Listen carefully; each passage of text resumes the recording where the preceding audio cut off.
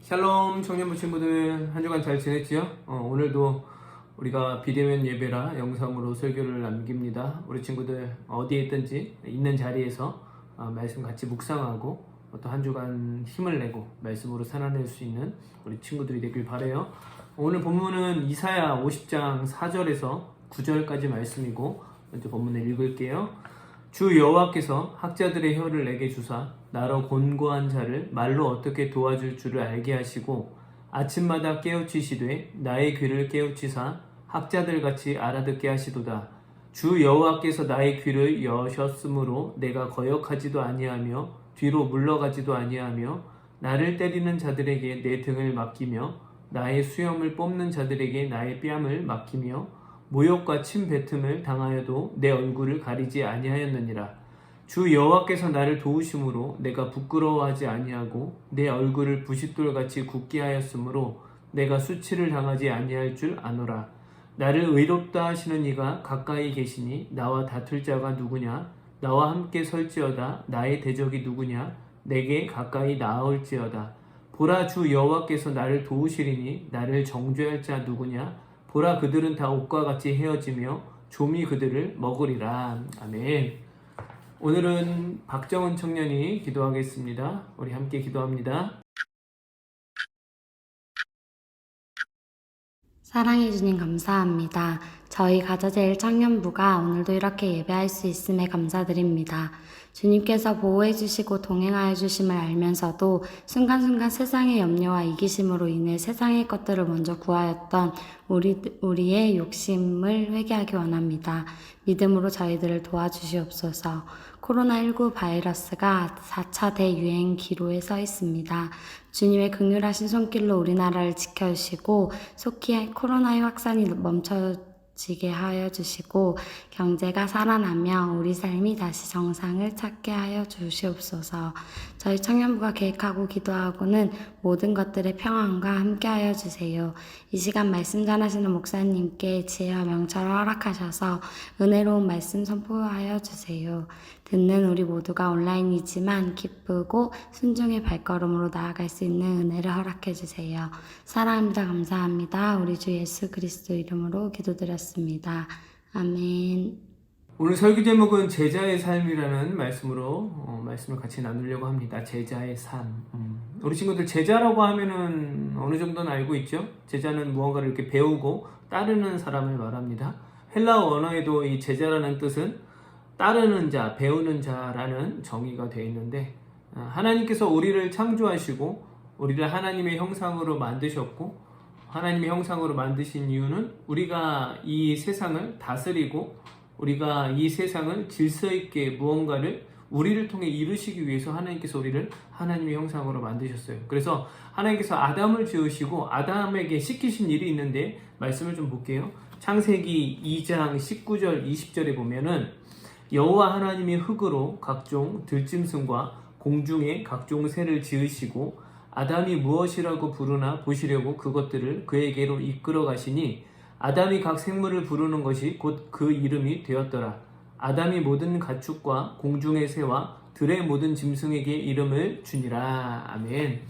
어떤 일을 시키셔요? 하나님께서 천지를 창조하시고 사람을 만드신 다음에 아담에게 각종 동물을 보내십니다. 보내신 이유는 아담이 그 동물들의 이름을 짓게 하시기 위해서 그 동물들을 보내셨다는 거죠. 다시 말하면 하나님께서도 하실 수 있는 일이지만 사람을 통하여서 하나님의 일을 대신할 수 있도록 이끌어 주신다는 거죠. 그 삶을 이렇게 과정으로 봤을 때 하나님께서 우리를 제자로 부르셨다는 정의로 말을 할 수가 있습니다. 제자는 무언가를 배우다, 무언가를 따르다.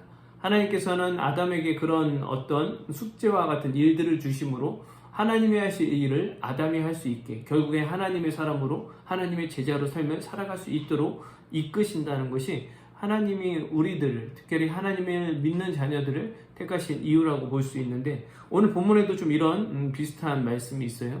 하나님께서 우리를 이끄시고 우리를 택하셨다면 우리를 또 어떻게 이 땅에서 우리를 사용하실지에 대해서 그럼 그런 제자의 삶은 무엇인지에 대해서 오늘 본문이 알려주고 있습니다. 먼저 4절을 다시 보겠습니다. 오늘 본문 4절.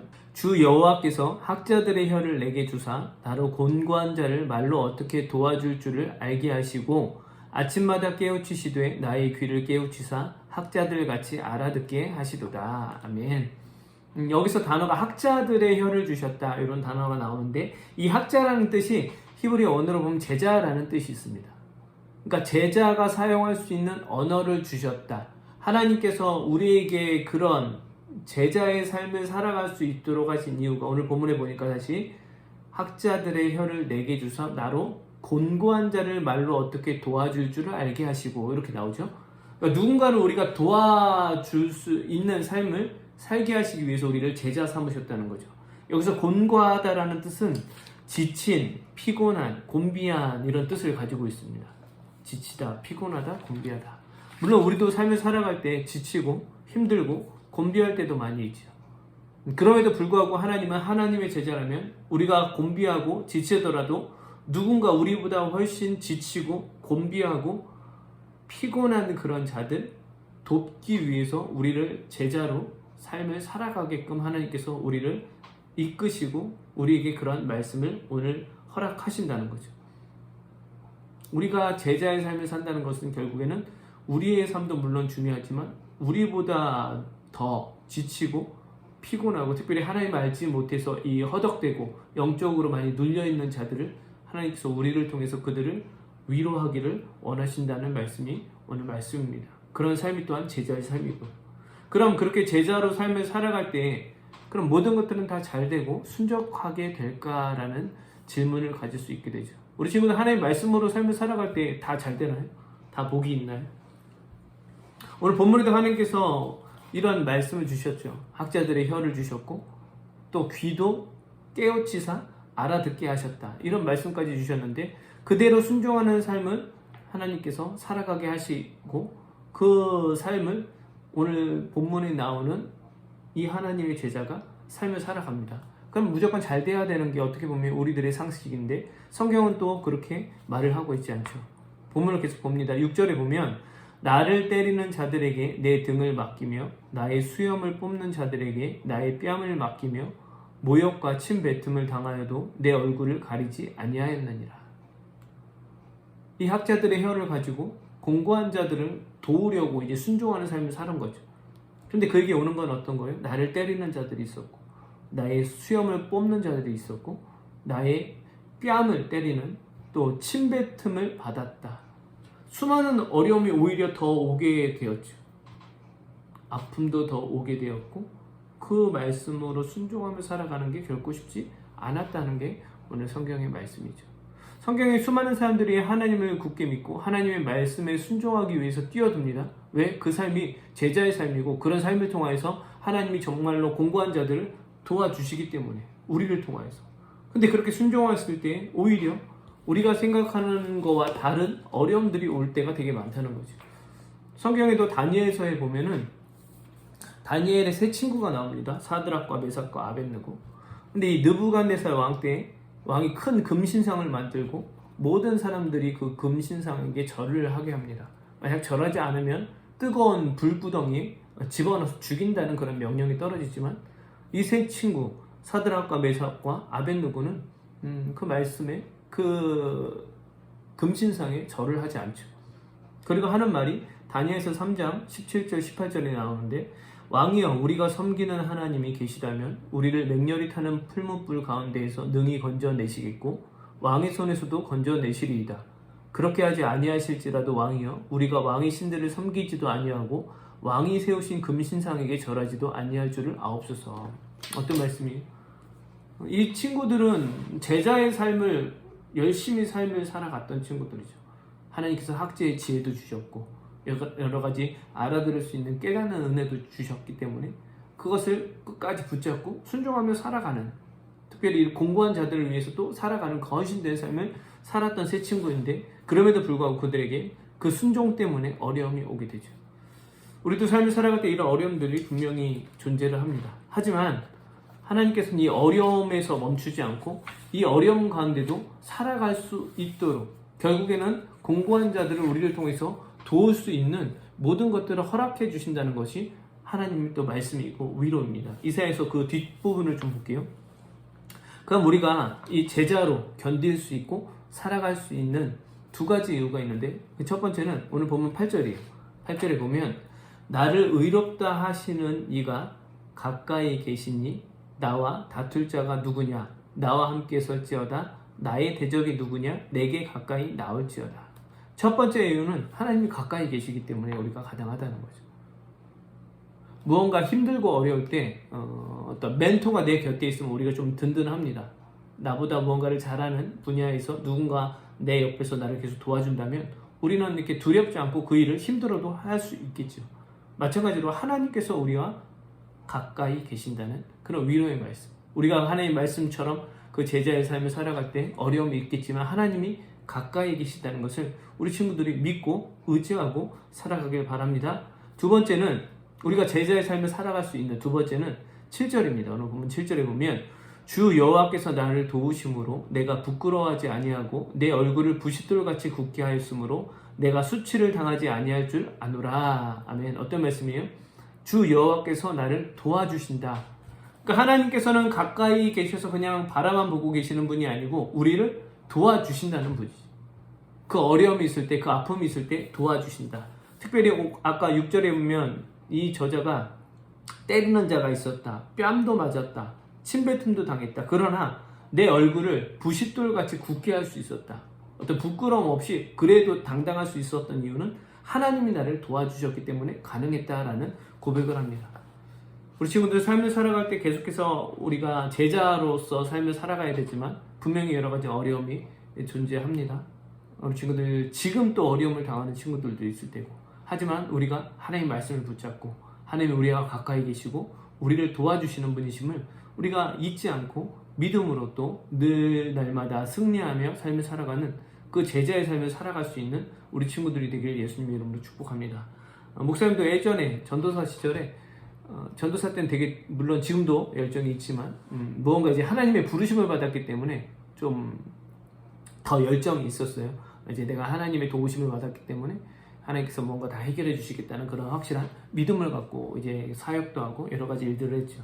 그래서 처음 전도사 할 때는 이제 뭐 아기도 낳았는데도 사례비가 한 70만 원 정도밖에 되지 않았어요. 그러니까 생활이 되지 않죠. 그래도 이런 물질적인 어려움이 있어도 또 전도사였기 때문에 그 당시는 또 뭐 다른 일을 하거나 어떤 이런 여력이 없었어요. 교회 일만으로도 벅찼기 때문에. 근데 그 일을 하는데 계속해서 물질적인 어려움을 계속 왔죠. 그 당시 이제 나에게는 저에게는 그런 물질의 문제와 아픔이 되게 컸었어요. 이걸 어떻게 해결해야 되나.